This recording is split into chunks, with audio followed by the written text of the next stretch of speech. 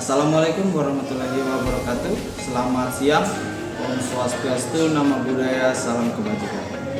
Kami dari kelompok 3 yang akan menjelaskan tentang pendekatan belajar dan pembelajaran. Adapun anggota kelompok kami yaitu Halimah,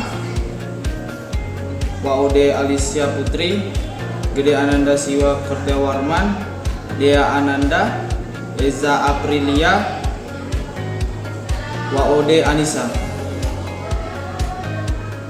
Pada video ini, kelompok kami akan menjelaskan tentang materi pendekatan belajar dan pembelajaran yang terdiri dari A. Pengertian belajar. Belajar merupakan komponen ilmu pendidikan yang berkenaan dengan tujuan dan bahan tujuan interaksi, baik yang bersifat eksplisit maupun implisit atau tersembunyi.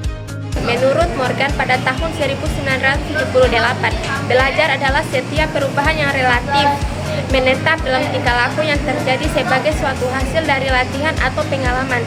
Dimyati dan Mujona pada tahun 1996 mengemukakan siswa adalah penentu terjadinya atau tidak terjadinya proses belajar.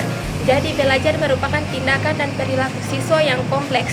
Sebagai tindakan, belajar hanya dialami oleh siswa sendiri. Hildegard dan Marquis berpendapat bahwa belajar merupakan proses mencari ilmu dalam diri seseorang melalui latihan. Pembelajaran menurut Gege pada tahun 1984, belajar adalah sebagai suatu proses di mana suatu organisme berubah perilaku yang sebagai akibat dari pengalaman. Sedangkan menurut Henry M. Garrett berpendapat bahwa belajar merupakan proses yang berlangsung dalam jangka waktu lama melalui latihan maupun pengalaman yang membawa kepada perubahan diri dan perubahan cara bereaksi terhadap suatu perangsang tertentu.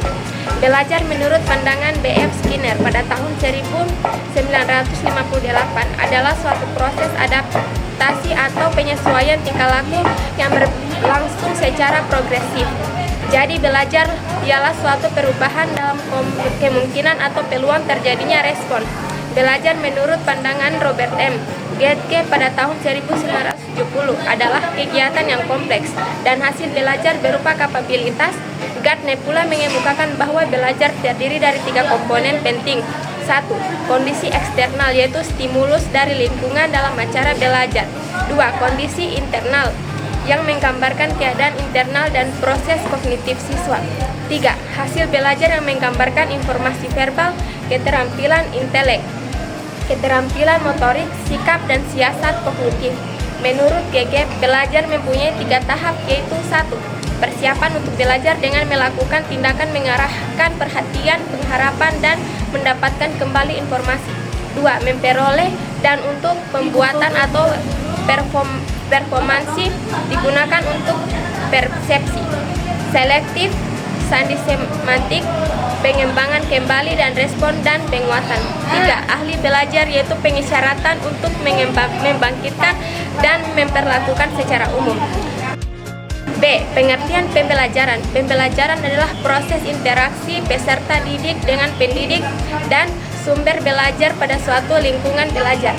Pembelajaran merupakan bantuan yang diberikan pendidik agar dapat terjadi proses pemerolehan ilmu dan pengetahuan, penguasaan, kemahiran, dan tabiat, serta pembentukan sikap dan kepercayaan pada peserta didik. Dengan kata lain, pembelajaran adalah proses untuk membentuk peserta didik agar dapat belajar dengan baik.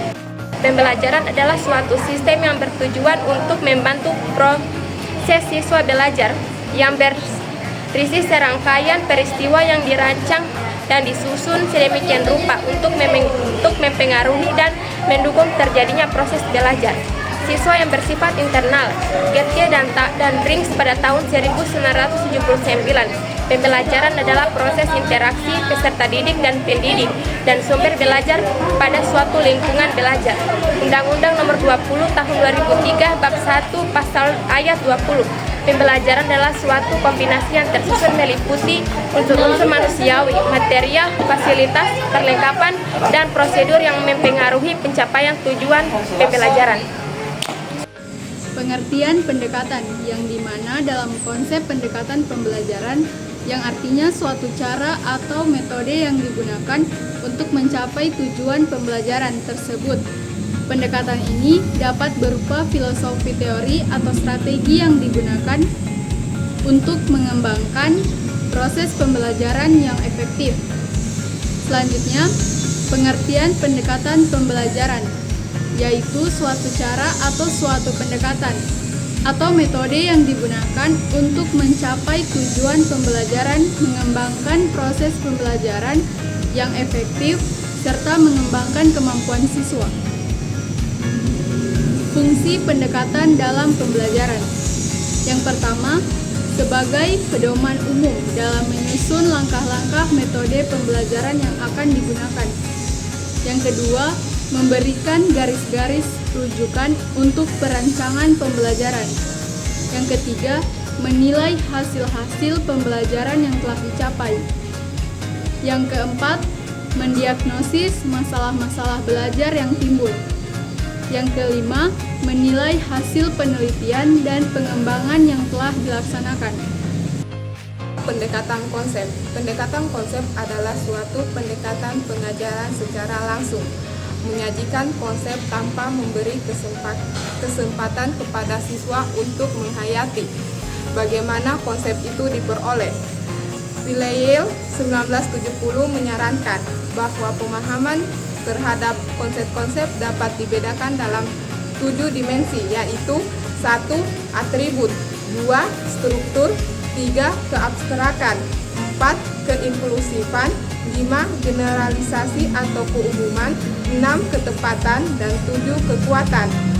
Dalam pendekatan konsep ini terdiri dari 3 langkah, yaitu 1. Tahapan analitik, dimulai dari pengenalan benda konkret, menghubungkan dengan pengalaman lama ataupun pengalaman baru, pengamatan dan penafsiran terhadap benda baru. 2. Tahapan simbolik, diperkenalkan dengan simbol, lambang, kode seperti angka, huruf, dan lain-lain. 2. Membandingkan antara contoh dan non-contoh untuk menangkap apa peserta didik cukup bisa mengerti akan ciri-cirinya. Memberi sebuah nama dan istilah sekaligus definisi. 3. Tahapan ikonik.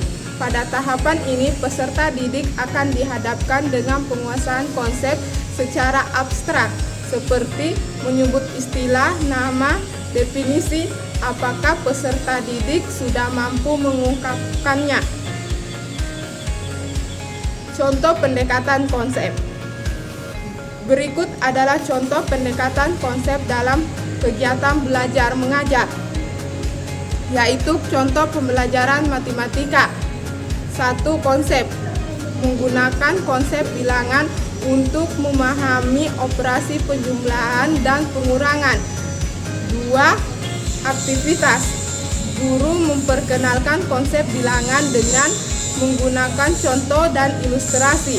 Siswa diminta untuk mengajarkan soal-soal penjumlahan dan pengurangan untuk memahami aplikasi konsep bilangan. 3. Hasil. Siswa memahami konsep bilangan dan dapat menerapkannya konsep tersebut dalam operasi penjumlahan dan pengurangan. B. Pendekatan proses. Pendekatan proses adalah suatu pendekatan pembelajaran dengan memberikan kesempatan kepada siswa untuk ikut menghayati proses penemuan atau penyusunan suatu konsep sebagai suatu keterampilan proses. Kegiatan-kegiatan yang dapat dilakukan oleh siswa dalam pembelajaran yang digunakan pendekatan proses adalah 1. Mengamati gejala yang timbul. 2. Mengklarifikasi sifat-sifat yang sama. 3. Mengukur besaran-besaran yang bersangkutan. 4. Mencari hubungan antara konsep-konsep yang ada. 5. Mengenal adanya suatu masalah. 6. Memperkirakan penyebab suatu gejala dan merumuskan hipotesis. 7. Meramalkan gejala yang mungkin akan terjadi. 8. Berlatih menggunakan alat-alat ukur. 9. Melakukan percobaan. 10. Mengumpulkan analisis dan menafsirkan data. 11. Berkomunikasi. 12. mengenal adanya variabel dan mengendalikannya adanya variabel. Adapun keunggulan pendekatan proses adalah 1. Memberikan bekal dengan cara memperoleh pengetahuan. 2. Pendahuluan bersifat kreatif. Adapun kelemahan pendekatan proses adalah 1. Memerlukan banyak waktu. 2. Memerlukan fasilitas yang cukup baik dan lengkap. 3. Merumuskan masalah. Contoh pendekatan proses. Pendekatan proses dalam pembelajaran sains, di mana siswa tidak hanya diberikan teori, tetapi juga mengikuti tahapan ilmiah. 1. Mengamati fenomena. 2. Mengajukan hipotesis. 3. Melakukan eksperimen. 4. Menganalisis hasil. 5. Menarik kesimpulan. Pendekatan proses membantu siswa memahami konsep-konsep secara mendalam. Mereka terlibat langsung dalam tahapan pembelajaran, bukan hanya sekedar menghafal hasil akhir. Berikut yang ketiga, pendekatan deduktif. Pendekatan deduktif adalah proses penalaran yang bermula dari keadaan umum ke keadaan khusus, sebagai pendekatan pengajaran yang bermula dengan menyajikan aturan atau prinsip umum ke dalam keadaan khusus. Sedangkan berpikir deduktif disebut juga berpikir dengan menggunakan silogisme, terdiri dari preposisi, statement yang terdiri dari remise, yaitu dasar penarikan kesimpulan sebagai pernyataan akhir yang mengandung suatu kebenaran. Berpikir deduktif prosesnya berlangsung dari yang umum menuju yang ke khusus. Dalam berpikir deduktif ini orang bertolak dari suatu teori, prinsip, atau kesimpulan yang dianggapnya benar dan sudah bersifat umum. Langkah-langkah yang digunakan dalam pendekatan deduktif pembelajaran adalah: yang pertama, memilih konsep, prinsip, dan aturan yang akan disajikan dengan pendekatan deduktif. Yang kedua, menyajikan aturan yang bersifat umum, lengkap dengan definisi dan buktinya. Yang ketiga, disajikan contoh-contoh khusus agar siswa dapat menyusun hubungan antara keadaan khusus itu dengan aturan prinsip umum. Yang keempat, disajikan bukti-bukti untuk menunjang atau menolak kesimpulan bahwa keadaan khusus itu merupakan gambaran dari keadaan umum.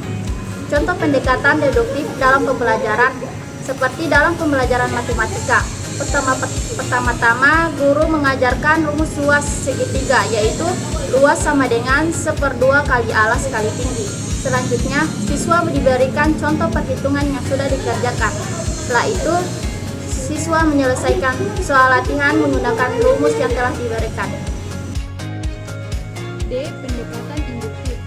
Pendekatan induktif pada awalnya dikemukakan oleh filosofis Inggris Ernest Bacon tahun 1561 yang menghendaki penarikan kesimpulan didasarkan atas fakta-fakta yang konkret sebanyak mungkin.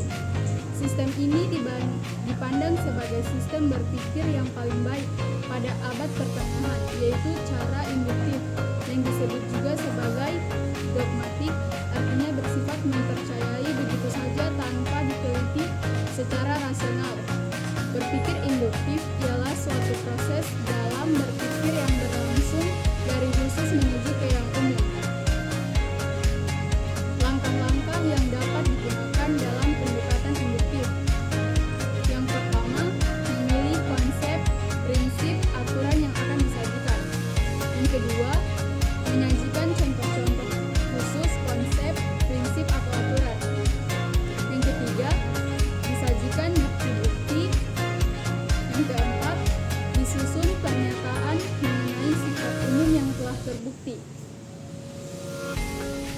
Contoh pendekatan induktif dalam pembelajaran, seperti dalam pembelajaran matematika. Guru memberikan beberapa contoh segitiga dengan ukuran berbeda dan menunjukkan cara menghitung luasnya. Siswa mengamati pola perhitungan, dan siswa menarik kesimpulan tentang rumus luas segitiga secara mandiri. Kesimpulan, dari data penulis menyimpulkan bahwa pendekatan pembelajaran ada 4 macam, yaitu 1. Pendekatan konsep dan proses. A. Pendekatan konsep adalah pendekatan pembelajaran yang secara langsung menyajikan konsep tanpa memberikan kesepakatan kepada siswa. Menghayati bagaimana konsep itu diperoleh. Konsep diperoleh dari fakta, peristiwa, pengalaman, melalui generasi dan berpikir abstrak. B. Pendekatan proses adalah pendekatan pembelajaran yang menekankan pada proses belajar, aktivitas, dan kreativitas siswa dan memperoleh pengetahuan, keterampilan, dan nilai sikap serta sehari-hari. Dalam pengertian tersebut meliputi ketertiban fisik, mental, dan sosial siswa. Pembelajaran mendorong siswa untuk menemukan konsep-konsep baru, membuka kesepakatan kepada siswa untuk belajar menggunakan metode ilmiah. C. Pendekatan induktif adalah proses yang berpangkal dari peristiwa, khususnya sebagai hasil pengamatan epik khusus dan berpikir pada suatu kesimpulan atau pengetahuan baru yang bersifat umum. Dalam hal ini, pendekatan induktif merupakan kebaikan dari pendekatan deduktif untuk turun ke lapangan dan melakukan penelitian tidak harus memiliki konsep secara canggih, tetapi cukup mengamati lapangan dari tersebut. Ditarik generasi dari suatu gejala. D. Pendekatan deduktif adalah pendekatan yang mengajarkan siswa sebuah cara berpikir dari hal yang sifatnya umum seperti penjelasan terkait suatu rumus atau teori menuju hal yang bersifat khusus, misalnya penerapan dari teori atau rumusan yang telah dipelajari termasuk contohnya. Demikian pemaparan dari kelompok kami. Kami berharap materi yang telah ditampilkan dapat memberikan wawasan dan perspektif baru bagi kita semua. Tentunya masih banyak aspek yang bisa didiskusikan. Akhir kata, wassalamualaikum warahmatullahi wabarakatuh.